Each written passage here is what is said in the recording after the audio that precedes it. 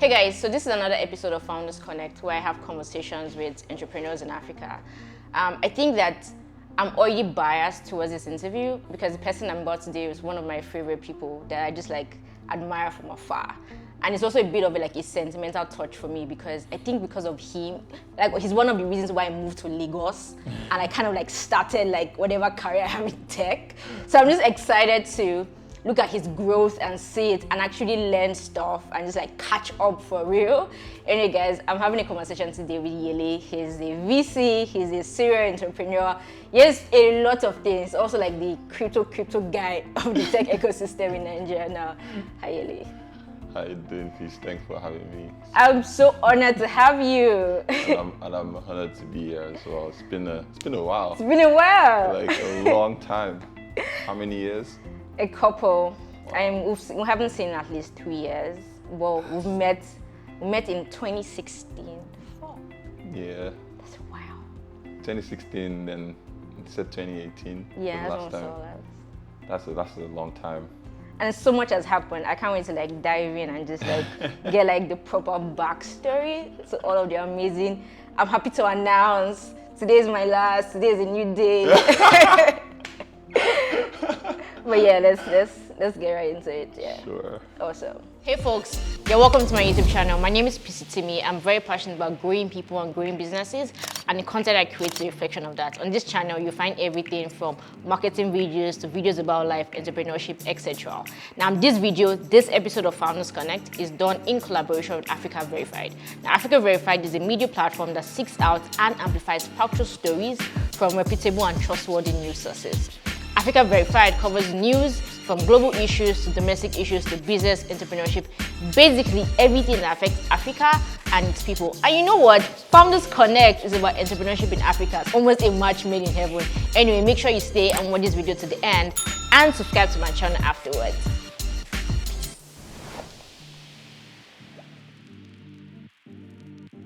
So, I think when people think about Yele now, they think about crypto, they think about VC. Mm-hmm. But beyond these things, how would you describe Yele the guy? So I think I'm very laid back, very, very chill person.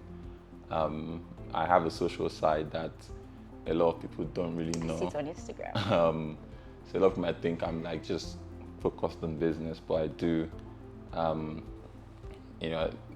When I was before I left uni, I wanted to go into filmmaking, right? So media, entertainment, creative stuff has always been a passion of mine that I've been wanting to explore for a while. So that's probably something that most people wouldn't know. Yeah, I didn't know that. There we and go. I feel like I have all your backstory.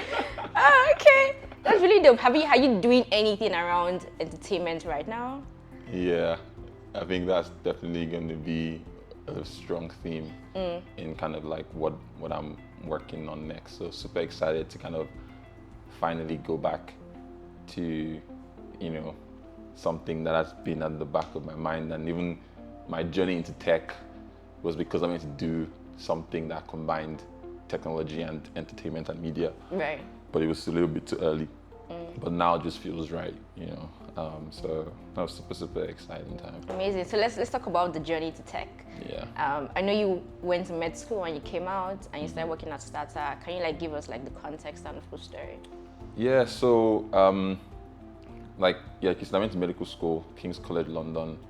Was studying medicine at the time. To be honest, I wasn't forced into medicine, but there wasn't really.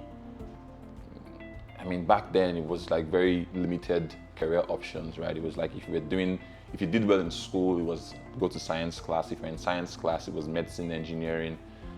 I didn't really find engineering that interesting. My dad was a doctor. My sister wanted to be a doctor. I had uncles and aunts that were doctors. So it was kind of this natural thing. But once I started medical school, I remember telling my friends in my first year that I wasn't going to practice. But I always thought I was going to finish. Right. But I think when I discovered tech, I was like, wow, this is what I really wanted to do.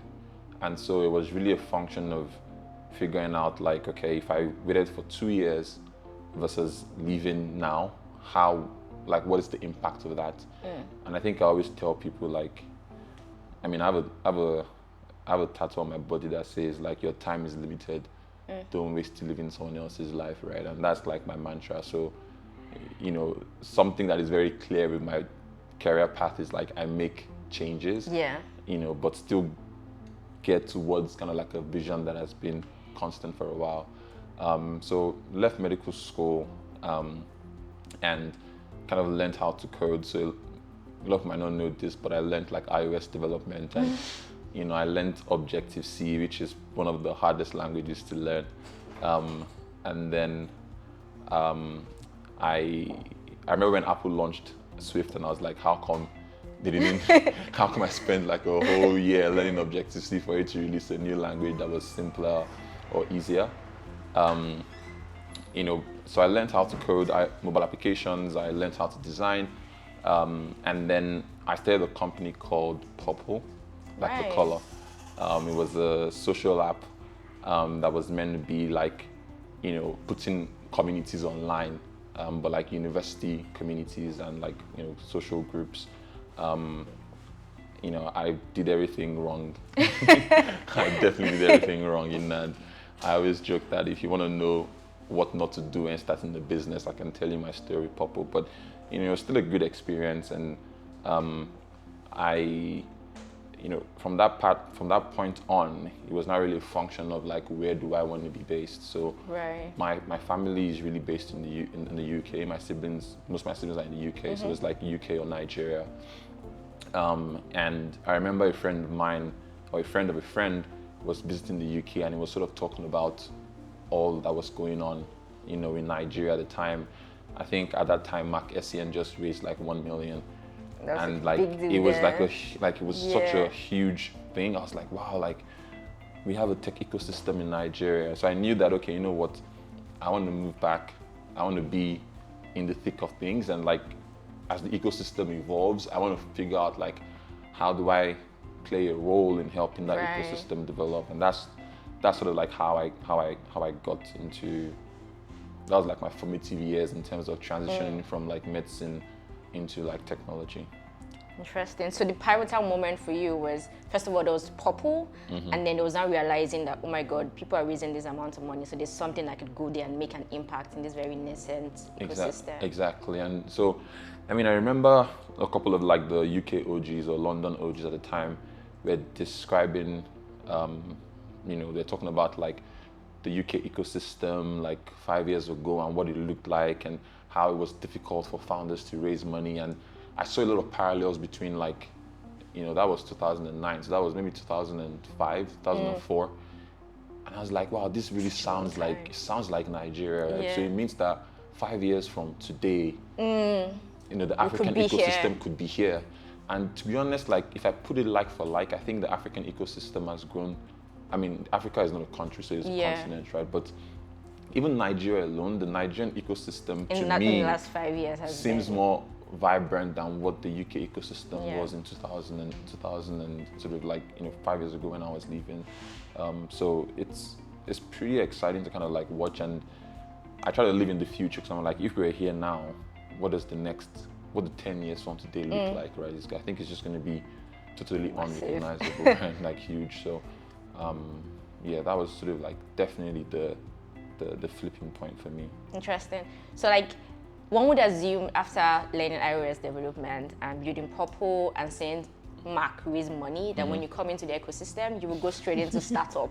Let me co-found. But you ended up working at startup and you did some things with Ingressive, that's when we met. And then you started Microtraction. So why did you go that route as against like, let me come and start my own company? So I remember, so for Dotun, and I mean from maybe every other 6 months, I always kind of talk about my experience with Dotun, because I think like that was absolutely the best choice for me at the time. So one thing but in hindsight, right? Did you know at that time that this is exactly what I should be doing?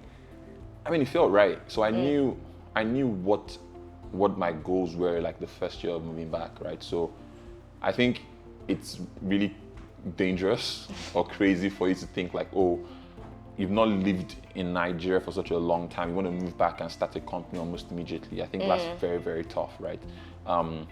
So for me, I'm someone that believes that when you want to change something, change one variable at once, right? So you don't want to change too many things. So it was moving to a new country and a new city, moving back to Nigeria, moving to a new city without sort of like, having my family around me. I grew up in Ibadan, right? So I'd never lived in Lagos before. I didn't know much about like Lagos. And then starting a startup, it would have been was so a lot much. of things that was going on, right? And I had just done Purple as well, so for me it was fresh. yeah. So for me it was really like, okay, you know what, the goals for moving back, like my year one was like, okay, be self-sustaining, that I can get an apartment in Lagos. That was number one. Number two was, build my network. So I wanted to kind of like know, the VCs, the right entrepreneurs, like just really understand what's going on within the ecosystem, and then, sort of work on a company after that, right? So, I mean, I knew the idea I had then was to build like I think it was like a food delivery company. I don't think anybody has done the idea till today. So it may still come. So I mean, I don't think I would do it, but I would love to fund someone that does it, right? So it was really about like saying, how do you deliver? Like I think someone's working on that company now actually, but like how do you deliver like work lunches to people at like an affordable price? Right. Like what's that Chicken Republic meal that's like 500 Refill. naira? Refill, right? So for me, that was like the idea, right? And Dotun had built, a food delivery company in the UK. Right. Was also a VC, so I was like, you know what, like I can learn from Dotun. And trust me, like back then, a black founder raising money in the UK was very, very rare. There were maybe like 3 or 4 of them. And funny enough, like I'm good friends with a number of these founders still today, so it was kind of like, you know what, let me work with Dotun. I like what he's trying to do, and I felt like I could achieve like those 3 things whilst working as starter, right? So, I mean, I'd read Dotun's, there was this blog post that I think it was Shay Taylor or someone at Tech About that wrote the article about, it was Dotun that wrote this article. It was called A Returning Angel's Perspective on the Lagos Tech Ecosystem. And a lot of the things that I wrote were very similar to my viewpoints on kind of like Lagos as an ecosystem at that particular point in time. And so it was like, he's starting this, it wasn't the description he used, right? And I was like, this seems interesting. So I'm not sure how I found his email. Maybe the email was on the article or something like that. So I emailed him on Christmas Day in the afternoon, and I'm like, hi Dotun, you don't know me, here's my background, and here are the things I can do for you, and you don't need to pay me. Right? And Dotun responded to me on Christmas Day, and I'm like, this guy is meant to be like, be with family and stuff. I was like, okay, that means they're very similar. And then we now spoke on the 26th, and I think I started working with him on the 27th or 28th, and I mean, then I was shuttling from like Lagos to Ibadan. I was staying with my good friend Kitoye, sleeping in his house, and then I'll spend like 2 weeks in Lagos. So I'll go back to Ibadan for like 4 weeks, and it was like a hustle, right? Yeah. But no, like that period was great, man. Like I look back at that kind of first year in Lagos with like very fun memories. Amazing. And I feel like I definitely that was the best thing I could have done. Yeah. Coming back and starting the company, and I didn't move to Lagos fully until maybe like August, like July, August of 20. That would have been 2016. 2016, yeah. So it took a while. And I think like after I spent time in Nigeria and I understood things, I was like, that's my idea. No, right. This is not the time. I just knew how complex it was. There was a lot of moving pieces, and I was like, nah, this is not the thing. Like Paystack was just getting off the ground. And I think Flurry was being founded a particular year, right? So it was really, really early. Do you understand what I mean? To kind of try that type of idea. So is that why you decided, okay, VC would be a good place to then start when you stop working with Starter? Or how did Microtraction start? So to be honest, like we used to do this event, Dotwa and I, called Silicon Drink Up, right? So we would we would kind of like, we had this community, we did newsletters and events. Like now everybody's doing events, but then tech events in Nigeria were like rare. So here were these two outsiders, because Dotun was in the UK and was coming in, and I just moved back. I didn't know any of the OGs, and we would just do like events, and people would show up and they would have a good time, and it was like in-person networking, and we did consistent events. I believe we're one of the first. I think we're the first to do a webinar. I don't think anyone had done a webinar until we were doing webinars, right? So, email newsletters and writing about like how to start a startup, like, it was, now it's very common, but back then it wasn't. So startup actually grew very, very fast. Like, it was like a startup. We had like the targets that we're trying to hit and different growth hacks, and we're testing different things, So with that community, we're like, if you have a startup idea, here's a form, apply. We'll choose the top like 10 companies or 15 companies. We would invite you. And then we also spoke to the Lagos Angel Network and VCs, and we're like, okay, let's bring these guys together to do something. But we did about 3 events during the course of 2016, and like no one got funded, So, and for me, I was like, okay, is it that we're not choosing the right companies, or like what's the gap?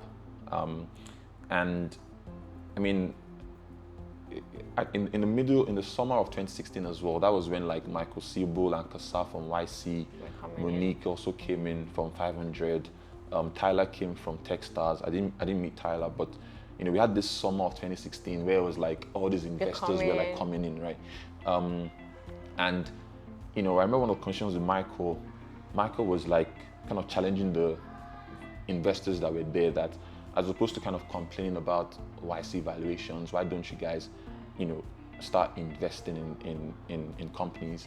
There was, before this summer of 2016, I was invited for an interview with a VC firm.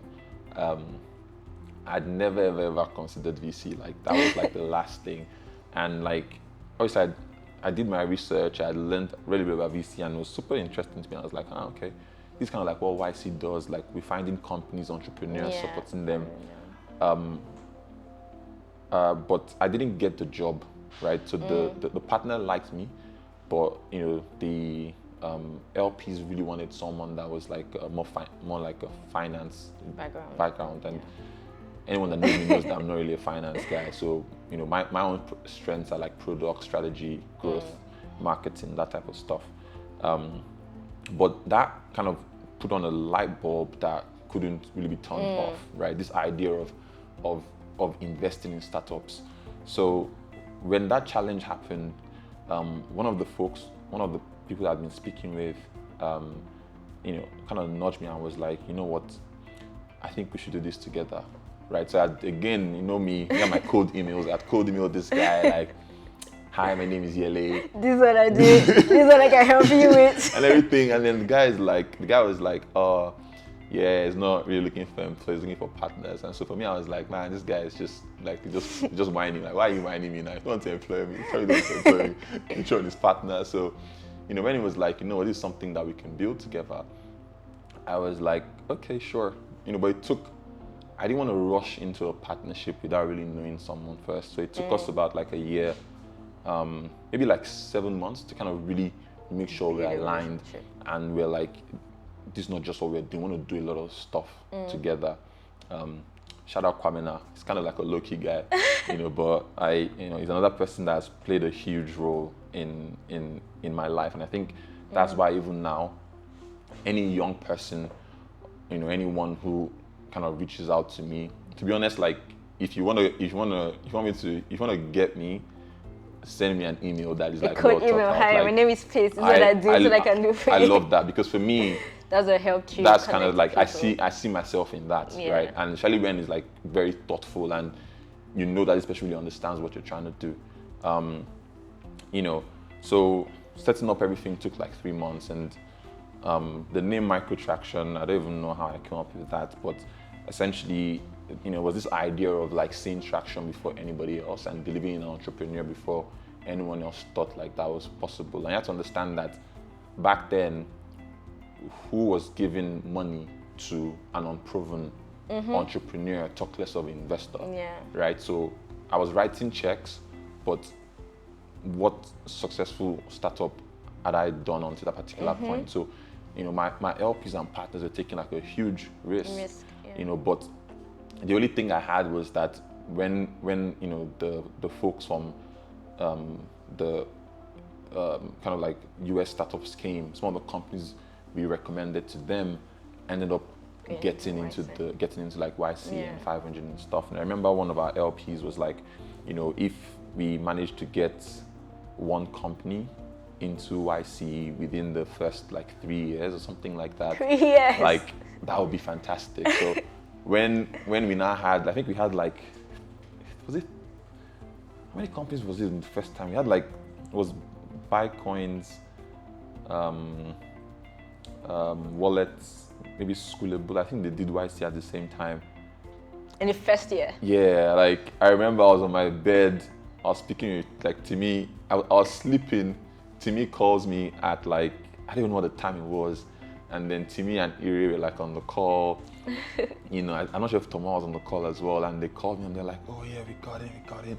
I woke up, I was jumping in my bed, I was so happy. And then John calls me, and that was probably one of the happiest moments, right? Because it was just like, wow, like we could actually do this. Like we can do this, right? Like we can find companies. And to be honest, like I always say that, investors like to claim, like as an investor, I never feel responsible for any company's success, right? Like I see my role more as a cheerleader, router, and kind of like maybe not therapist, but someone that just helps guide sometimes, right? So, but really, it's really about the quality of the founder, and I always say that my job as an investor is not to make like, okay entrepreneurs good, but it's to take great entrepreneurs and just open doors, right? So if you open doors and kind of like help, an entrepreneur like sort of get access to networks or individuals that, would have been more difficult to reach on their own, that's really what it is, right? So as an investor, when I invest in a company and I say like, oh, this is why I backed this founder, other investors would then kind of like begin to form a view. The investor still makes their own informed decisions, but having somebody else like co-sign and like be a cheerleader for an entrepreneur and like their venture really helps, when it comes to like fundraising. So, shout out to all the MT founders for kind of like killing it and like allowing us to be part of their journeys. How have you built your team at Microtraction so far? It's like, you left, and I don't know how actively you are still involved, right? But you've left like on the day-to-day to go do all that things, but like Microtraction is like still thriving, right? And I saw an announcement like 54 January and like, hey, it's an empty company. Like, how did you like, with almost no VC experience, right? Then find other people that can then take up this responsibility and still doing so well like 2 years down the line? So I think like it's really two things. I believe in kind of like potential, right? Raw potential plus processes. So anybody that works with me, I always talk about like 3 Ps, which is really like people, processes, and product. And then the people side of things is really, for me, is around potential, right? Like if you hire people because of what they are, you're going to pay a premium because they've learned something elsewhere. And when you're starting out, you can't really afford, like those types of people. So you want to find someone that you're like, this one that has high potential to become, XYZ in the future, and you kind of create an environment that supports them as an individual. So, like Dio, who's a partner at Microtraction, he cold emailed me very similar to what I did with Dotun, and was like, here's what I can do, and I don't need to get. Pretty much, I'm like, dude, did you read this email? Because like, if you saw my email and you saw Dio's email, it was too similar, man. I'm like, but Dio and his friend, they came on board really early, and but just willing to learn, Same thing with like Chid. Chid had like some investment banking experience and sort of founding experience, but this was sort of like one of the first times where she was going to be also running a fund. Right. Tonya Ife had never worked at funds before, but we have a process, we have a system that I helped build, and the team has kind of evolved over the last couple of years. But I think to me, success as an entrepreneur is being able to step away from your business and the business not really failing, right? In fact, like what I'm working on now, if there's no way it would work if I don't have people that I trust, because we're doing a number of things. So that's sort of like how Microtraction has sort of like been able to kind of like not just survive but kind of grow and thrive. A lot of what I do at Microtraction really is like to be involved in the investment committee. So even if I don't take a lot of first meetings, I'm still very much involved, part of including Dayo Chid, and our investment committee in making the investment decisions.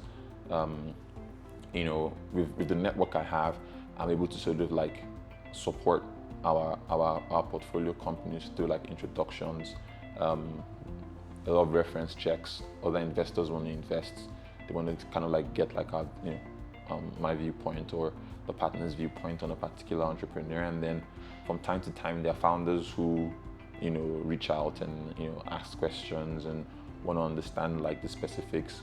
And I think like founding Bundle has definitely made me a better operator, because it's one thing to be a VC, it's another thing to kind of like build a company. And so a lot of my advice now is not something that I read online. It's practical. I've experienced this. Exactly right. So I mean, the downsides to that, because now you see everything and you're like, damn, like this is why this will not work. But, you can also remind yourself that the whole point of being a VC is optionality and believing in the upside if a founder can get things right.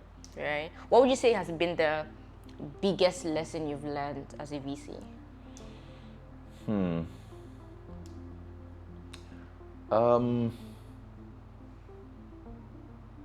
It's all about the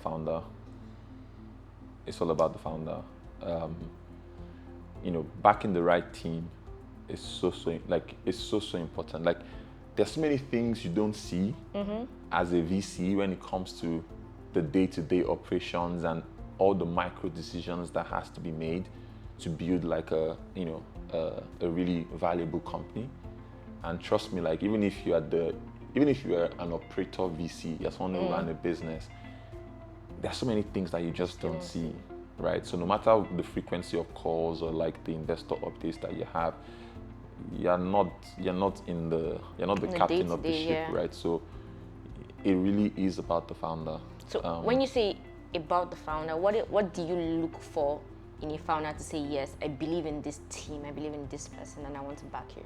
Yeah, so I mean, I think like for me, I like to kind of like just talk about what they're building with the founder and try to understand like how, like what do they see or know about like the market that a lot of people don't really understand, and how are they, attacking that problem differently, right? So I don't really have the right word for it, but I think it's like business strategy, right? Right. So you kind of have to be able to sort of like take something on that in a direction that a lot of people will overlook or don't really know that is like, the value to go about this. The right founder can attract talents to join and work for them. And to me, the right teams take away product execution risk. So you can have like the right idea, but like, can you build the product? Can you iterate the product? As the market changes, how can you adapt? As you learn about like the market and you need to evolve your product, again, this goes back to kind of like that business strategy and like the insights. So you have new insights. How does that affect or change how you're now sort of like trying to solve the problem, right? So, I mean, back then I used to say, is this the founder that I would work for? I wouldn't lie, it's becoming it's becoming harder just because, is not as good as a raw filter. But in the early days, I was like, wow, okay, I can work for this founder. I can work for this founder. I can work for that founder. What has changed now? So I think now it's a little bit challenging because to use that same lens because of my Growth. interests and like also like my own they just like as you go older it's like the different things that you're looking at or thinking about, right? So it's not quite a good filter. So I tried something like 5 years ago, 3 years ago when I just moved back, will I wanted to work in this company? Another thing that I also try to look for is I love when someone is building an idea. Like if I check my phone, I have probably like 5,000 notes. The name of my new company, I wrote it down in 2016. I wrote out the idea in 2017. Right. So my notes are like an extension your of my brain is brain. there. Yeah. Right. So I mean I checked one of my notes, right? I have something written. The company was called Pennywise, and it's basically Cowrywise. So, like I remember when I was speaking to Razak back then, I was like, "Yo, did you check my notes?" Like company is very very similar, but I really love when I remember I think it was Paul Graham that said like the best way to kind of think of startup ideas is to look at problems that you have. And we're in Nigeria, in Africa, there's a lot of problems, right? So I write a lot of problem statements that when I just kind of like write like 3 or 5 bullet points, how will I solve this problem? So if I see a company that is doing something like that and I have a conversation with the founder, especially when like the founder is uniquely best positioned. So actually like one of the ways I think about things now is this team. And so when I say founder, it's actually founders. Yeah. Right. So it's never really just one individual. It's a team. It's like the team, right? So I'm like, this team, even if the idea is right or the market opportunity is right, like, do I believe this team are in the best 1%? Maybe even 0.1% of people to solve this problem. Because if they are, then you want to kind of like back them, right? So with 54 Gene, that was a really tough investment decision for us because it was like no one has ever done a biotech company in Africa, but you look at Abbas's like background and you're like there are very few founders that can do something like that.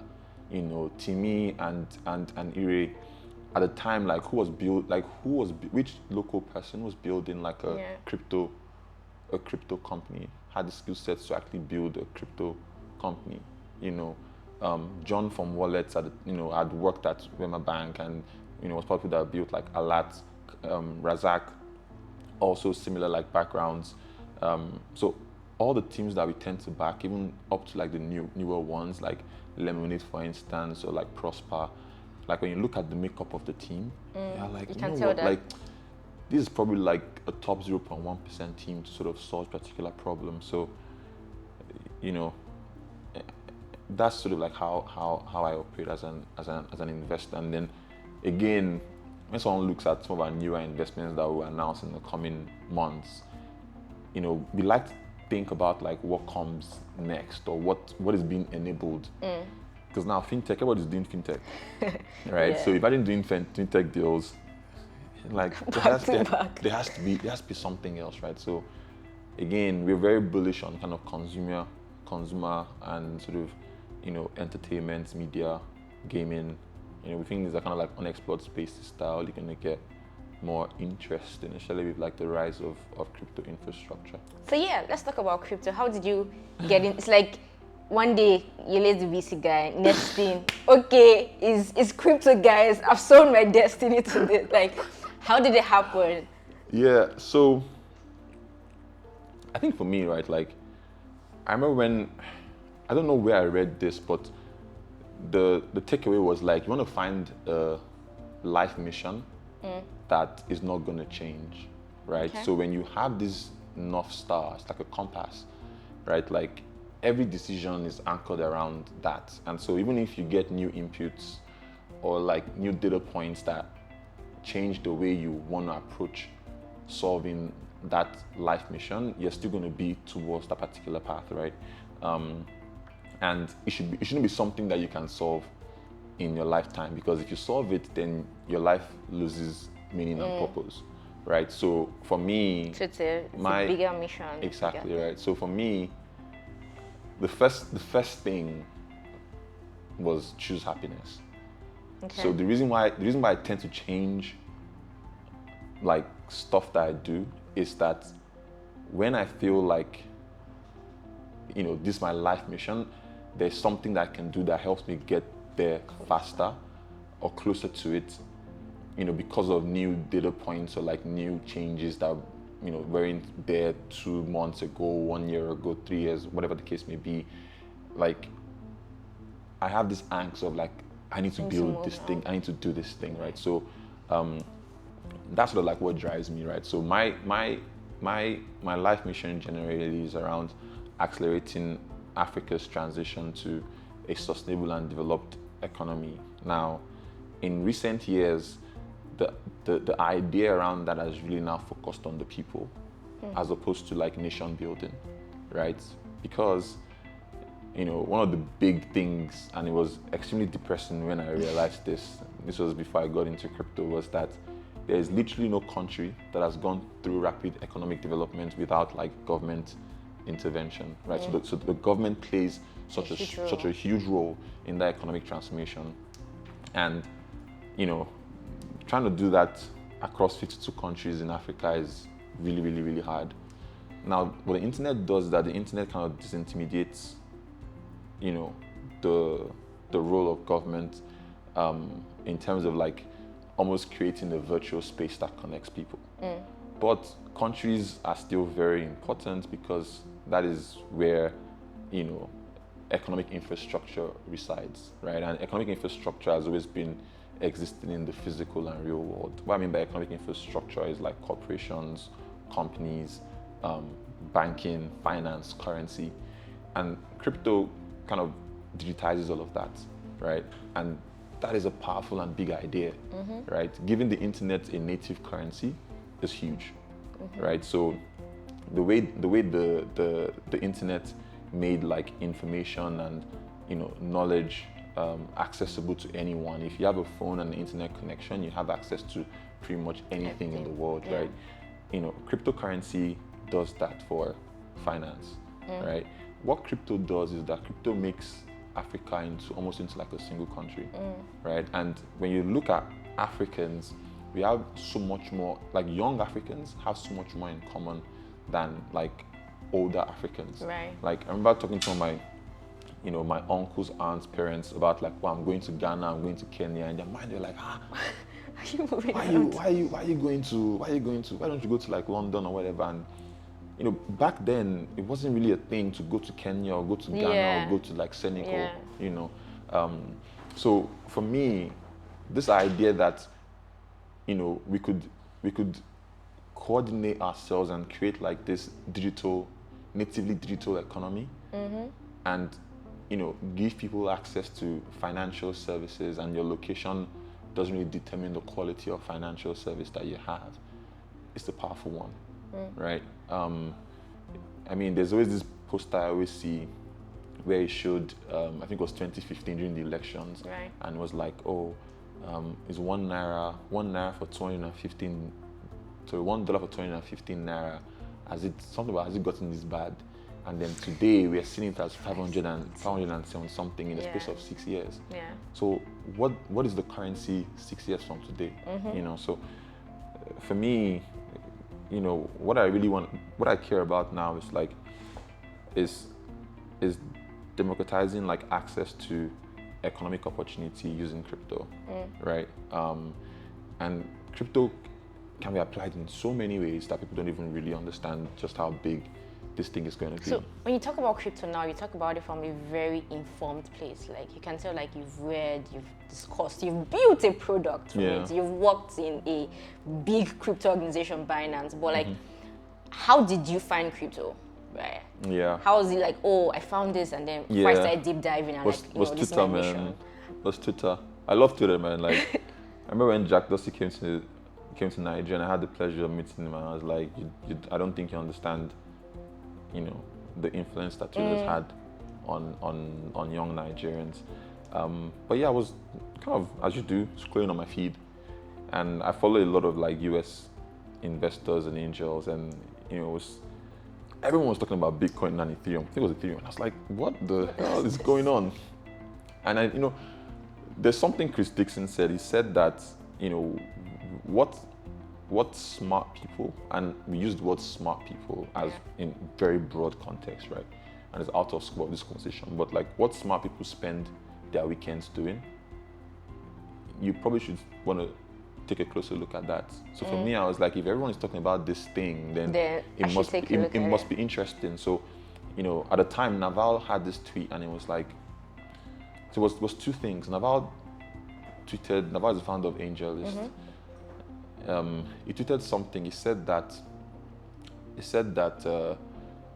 this tweet storm essentially described crypto to me in a way that I'd never really understood. To be honest, I don't even think crypto applications have gotten there.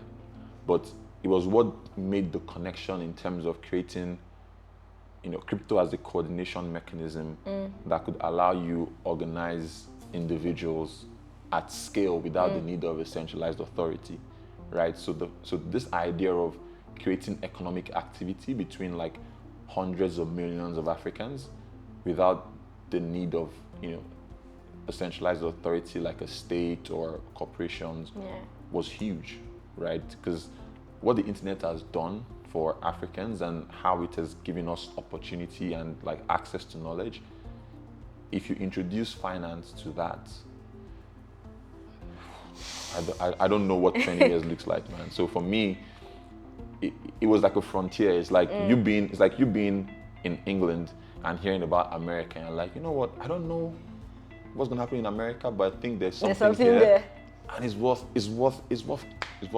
checking out. And so a lot of my thoughts around crypto are really from first principles, and that's what actually drove me into building. So I did investing first. Yeah. My first crypto investment was in Bitcoins. After I joined Binance, I can kind of like go into that story for Binance. It's pretty serendipitous. But then did about 4 or 5 investments at Binance, and I was like, man, okay, I really want to build. Yeah. Because a lot of the ideas I have, I'm going to wait a long time before anyone builds them. So how did the bundle idea come about? I mean, I assume that you had invested in companies, and you probably sat down like, okay, but there's a particular thing that nobody's building yet, and I wanted to do that. Yeah, so, I mean, anyone who read the initial idea for bundle and kind of like, what bundle is, would know that like there was some ways to go. For me, I wanted to build something that drives crypto adoption at scale. I really believe that like the more Africans use crypto and have crypto, the better it is. It's like you learn about the internet and saying like, how do I make the internet more accessible, right? And I believe that's how Mark Andreessen felt when he built the web. So for me, it was really about saying, how do I build something that can introduce, hundreds of millions of Africans? Nigeria has 110 million internet users, right? We have just 40 million BVNs. So that's just 40% kind of finance penetration versus internet users. And I think similar numbers would be across like Africa, right? So, that was it, and at the time I really thought that it was about building, on-ramps and sort of trading products that were very, very simple.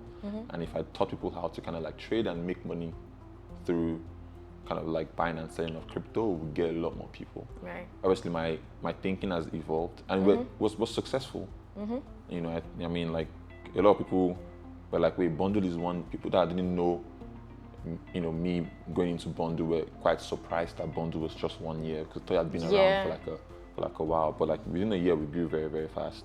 Very close to almost 500,000 people with for a crypto product. So but yeah, that was kind of like the idea to kind of like building, going from investing to building, and it was kind of scary to be honest, because I was like, you've been investing and you had like some successes. Now you have to. Now you have to build, and you have to do it well, you know. But yeah, no, I loved every minute of building Bondo. What was the biggest challenge in building Bondo, and then what would you say are the things that you can look back on and said, because we did this, or did this, or this, we're able to lay the foundation for success?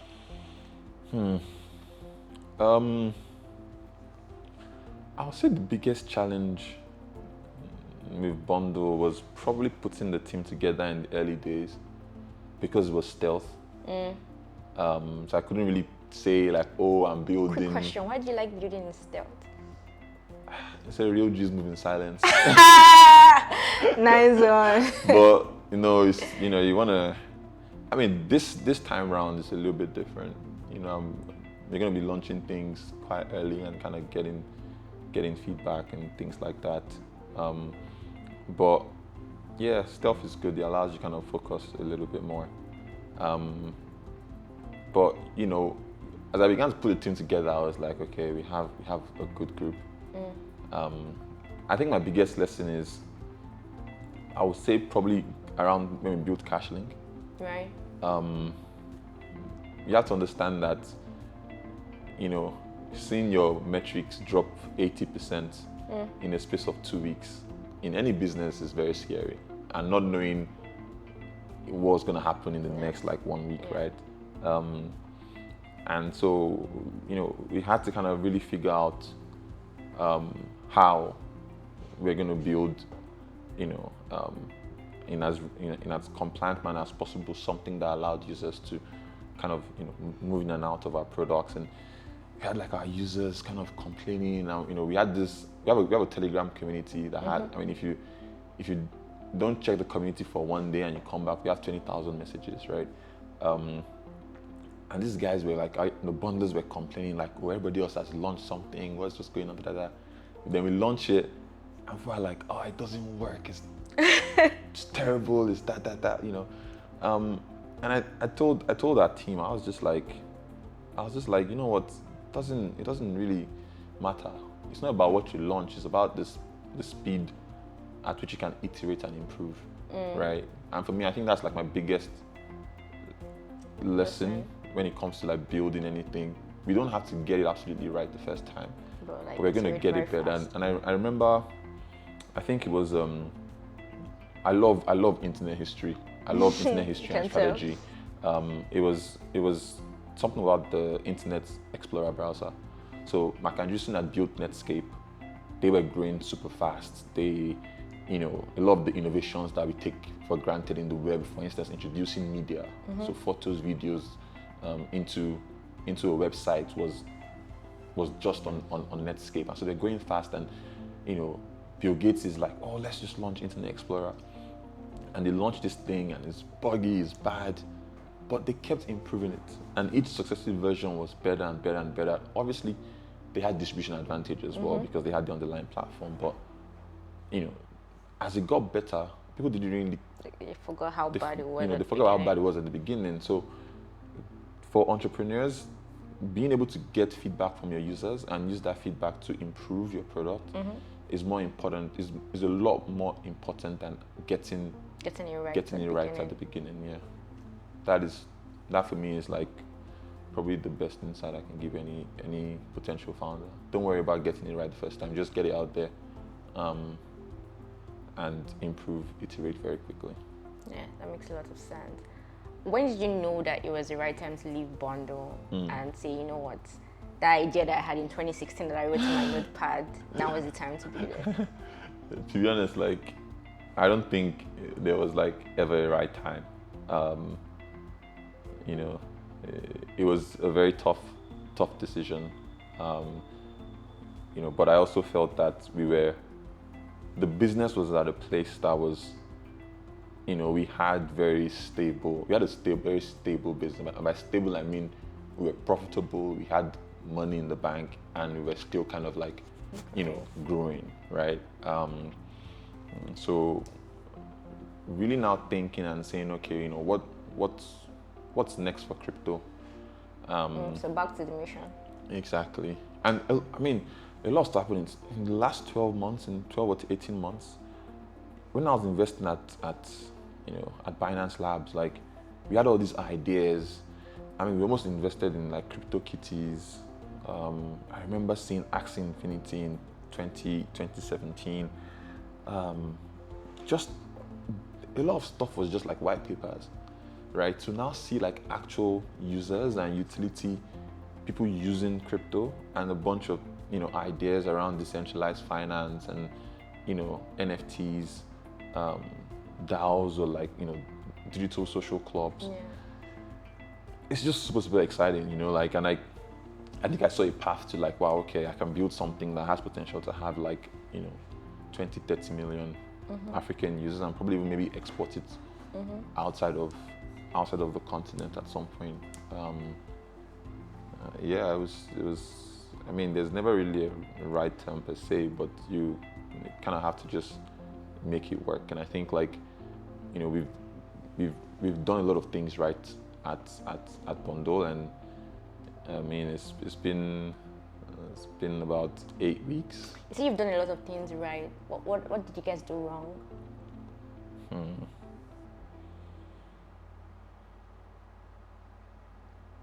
That's a hard question, because that's hard because of what I said earlier, in that like, there are definitely things that we did wrong, but we kind of fixed them, right? But thinking out loud, I'll probably build a non-custodial product if I could go back in time and launch a token earlier. Why? Scale, right? Like I think in the announcement of Bundle, I was like, I want to be in, I think I said 30 African countries by the end of our first year, and we're in 2. And I mean, to be honest, like a lot of startups have only been in one country, or took a long time to even get to their second country, right? But I maybe underestimated just how difficult it is to go into other African markets. I was checking out some stuff the other day. Ethiopia has 112 million people, and I couldn't find like a local crypto exchange. So we have a long way to go in terms of like making crypto accessible for every African on the continent. That makes sense. Yeah. So, but as hindsight though, I wouldn't have known that without building Bundle. Yeah. I was going to ask you, like, if you're going to go back in time, what would you change? But that would be the thing that you probably do, right? Or everything I'm planning to do next. But you would have known anyway. No, you wouldn't know. So there's absolutely, if I'm going back in time, I'll probably do almost everything again. Yeah, I think so. The team, spot on. Love the team we put together. Yeah. So you left London, left med school halfway, dropped out, right? Came to Nigeria, very early ecosystem, said, hey, my name is Yele, I want to work for free. And then you ended up doing VC, I ended up being an operator. Of all of these things you've done in a space of 5 years? 6 years? 5 years. 5 years. Which would you say has been the most daring feat? The one that, when you think about it, like, I probably was really crazy to have taken this step from here to here. And why? I'll say leaving medical school. Yeah, because everything else, the past makes it easier, right? Like doing new co. That's a very good point. Doing new co, I couldn't do new co without the past, right? And I remember what I said, like, I changed one variable, like leaving medical school. I didn't know anybody in tech. I didn't have any friends in tech. I didn't say, oh, let me go speak to this engineer or whatever. I just knew that I didn't want to be in medicine, and I wanted to transition towards like tech, right? So there was a lot of uncertainty. I mean, now, like, dropping out of school, there are lots of opportunities, and a lot of people are earning money while still in school online and stuff like that. Like, yeah, man, it was. But at the same time, like, I was going to do it. I had to do it. Like, I have this blog post that I have up. I read it every year on my birthday. I sent it to my mom, and it was just me kind of like really laying out my rationale for why I wanted to leave medicine. And for me, that is me at my purest state, because I had to go within myself to really kind of think about, like, what is life, and what do I deeply care about. So choose happiness is huge. Finding purpose, which all sounds like esoteric and stuff like that, but like, but for you, it's real stuff. Really taking time to find your purpose, and like a North Star that's not going to change. I needed that to help me kind of like figure out, like, with that high degree of uncertainty. So I think everything subsequently has been like a little bit easier since then. That makes sense. So, like, if people think about you, they'll probably say Yele has a track record of success. I mean, born to 1 year, boom, did stuff at Binance Labs, amazing, Microtraction, like, but which of this is your personal favorite win? That's a trick question. That's like asking someone asking a parent who their favorite kid is. I think everything they were their own firsts, right? Now everybody's starting a fund, right? Yeah. Everybody's investing in startups. Starting a fund without having some kind of operational success was like, crazy at the time. Kind of having a little bit of success for Microtraction or Binance Labs, investing and going into the operator space. And I'll be like, this guy that is telling people about starting startups and investing. What can he actually, what can he actually do as an operator? Was a little devil somewhere here. But each of them had their own successes, and even now, I'm like, if I speak to my investors, they feel like, I usually are not doing a bit too much, but I learned a lot of my time at Binance. Binance is a special company. You learned a lot about time. Is that what you said? I learned a lot during my During time at Binance. It's a special company. It's truly decentralized. There are folks that I've never met and I've worked with for 2+ years, and I saw the future of organizations, and I saw like what a DAO, which means a decentralized autonomous organization, could look like. And yeah, hopefully we build the first $1 billion company that is remote on the continent. That would be pretty cool. So tell me about this new thing that you're building. You called it Newco? Newco, yeah. But Newco is just a generic name. No, I mean, like, obviously I don't want to disclose too much yet. But It's okay. but no, I think like it really is just taking a lot of my insights from the last 5 years. So it feels like everything you've done was leading up to here? Yeah, definitely. I feel I can say that it really is the summation of the last 5 years. And I can see the influences right up to even when I made that decision to transition out of medical school. And it's super, super exciting, But we're not going to get any context about what it is. Well, I can describe it at a high level. So, Newco is a multi-project organization, and the mission really is around democratizing access to economic opportunity using crypto. So when I say using crypto, I mean like crypto native products. So non-custodial stuff. And we really want to build things that have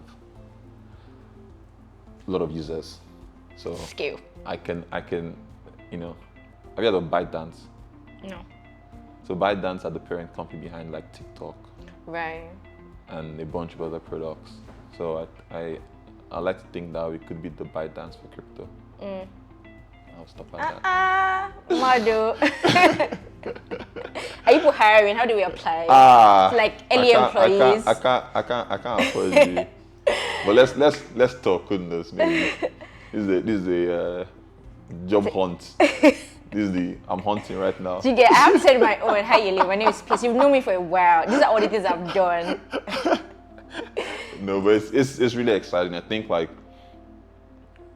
and I've also evolved as a leader. There's a lot of things that I learned during the process, and things that, I mean, like I didn't know what a product. I've heard product management, but I didn't know what a product manager does until I started Bundle, right? And the way I think of myself now at Newco, it's hard to say the name, is very different. You know, I'm really focused on the organization. I'm really focused on like the people. Spending a lot of my time like convincing people that I think are like dope to kind of join. Obviously, it's different stages now. We're in kind of the product building phase.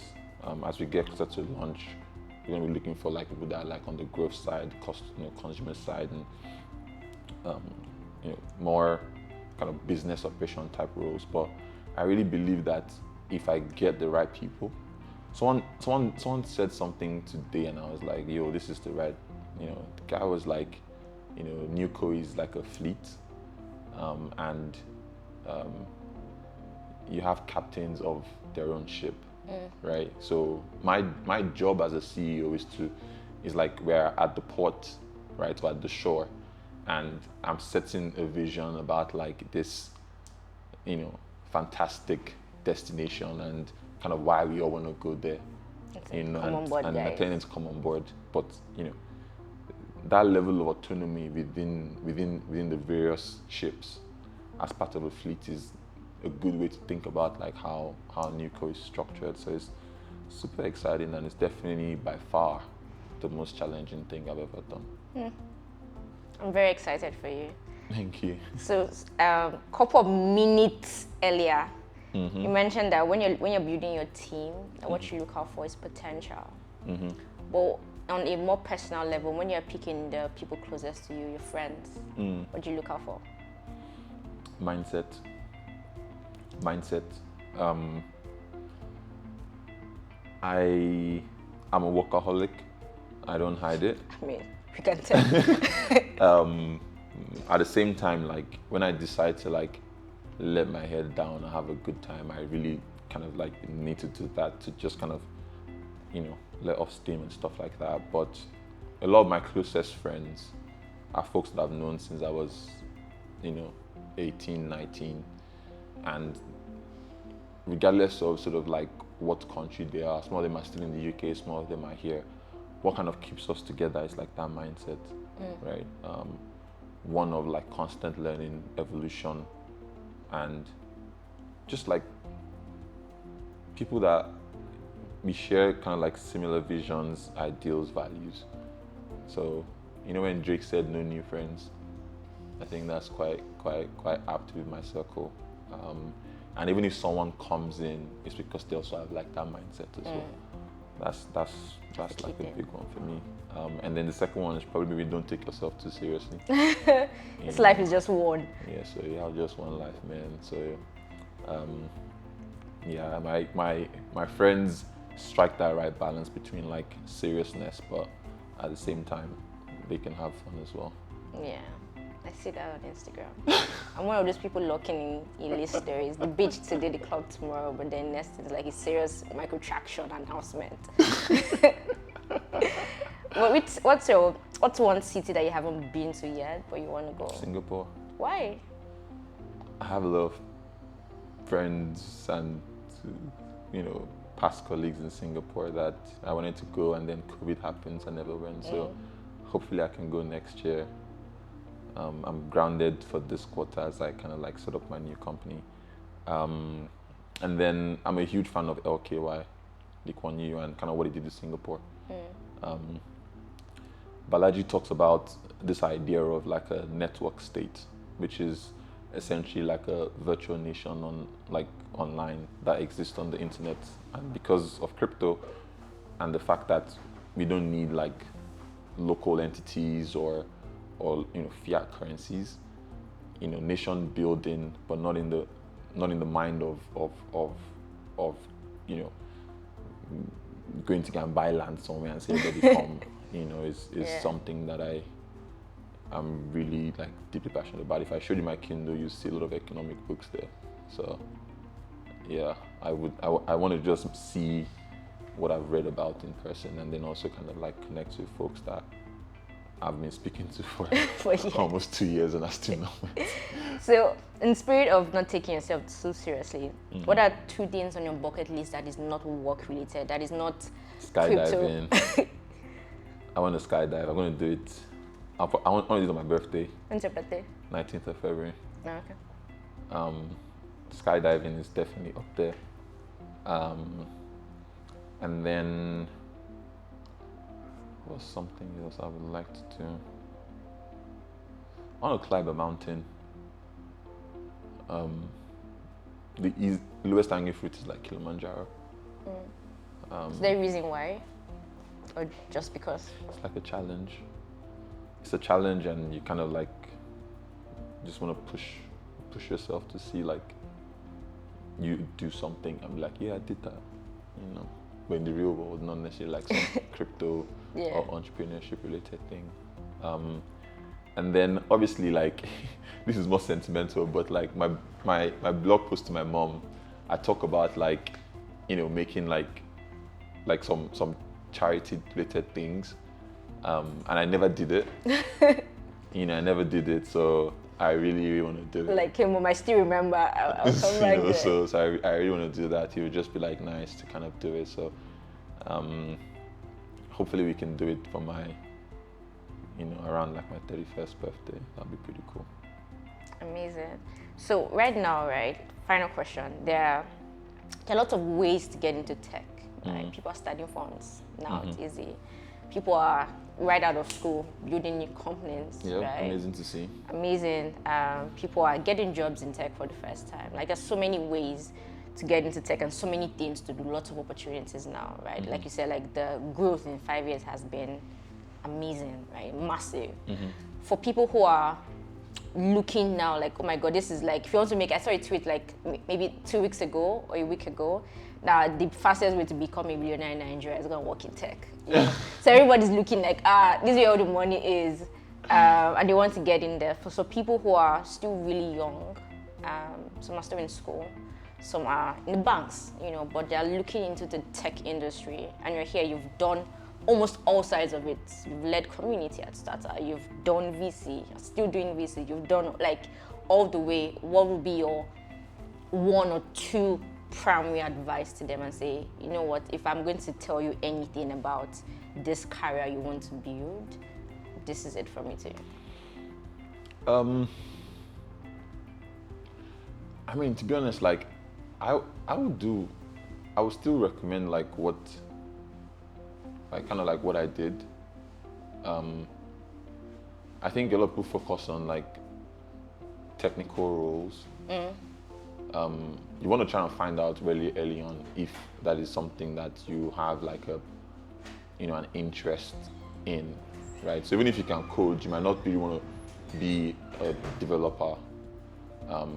So generally, like do a bit of research to figure out like the various sort of like functions from technical to like non-technical, and figure out like how you can sort of explore your suitability for it, right? So I remember, I remember kind of like learning how to design, and again, I can't remember where I met or saw the guy, maybe at the networking event, and I offered to like design like a website for the person for free, right? So for me, like you have to have good networking skills, whether online or offline. You know, online is great these days. It's easy, just pick up a phone. So networking and hustle is very important. And have a skill that you can deliver for free, right? And then trying to find someone or an organization that is willing to kind of like accept that, right? You know, that would be like my advice. You know, at the beginning it's really around like hustle. Like coming to Lagos, I had no networks or no contacts or like nothing. You know, my family wasn't in tech. You know, there were no introductions. So everything was. I think that's the beauty of tech, right? Like tech has such a meritocracy. And like, to be honest, like sometimes I see stuff on Twitter and people talk about like cabals and stuff. I don't believe tech has. There can be a cabal in tech because there's always new things coming up. So those people who whoever was like central at some point with the creation of like new companies or new technologies, a new set of people and folks are coming up, right? So you see a seed announcement, you know, or a Series A announcement, you look at who's there. Does the company interesting to you? Like, you know, as a you know, student or someone who's just breaking into tech, like again, pick up like some skills. So I did social media management. I did newsletter writing. I did design.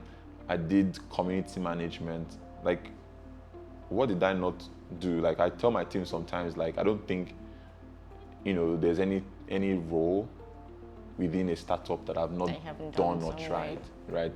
All the way to finance. I really hate finance, but I still had to do finance. So, you know, do a bit of research and look at. I did back-end coding. I learned how to do Python. I did mobile. You know, the thing I've actually not done is like blockchain engineering. I've actually not. Although I remember at Bond, one of the engineers was like, "Oh, Yele, come and do this thing so that you can have like a commit in the code," and that was quite cool.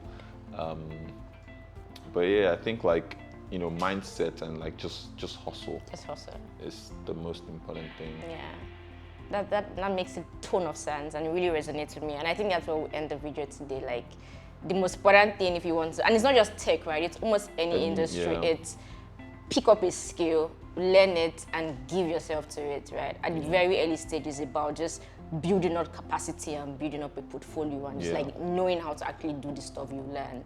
And that's where opportunities come from, because you look down 6 months, 1 year, like, oh, I can do all of this, I've done all of this, and it becomes easier to even like ask for money and command like higher prices. So pick a skill, regardless of what it is, and commit yourself to it.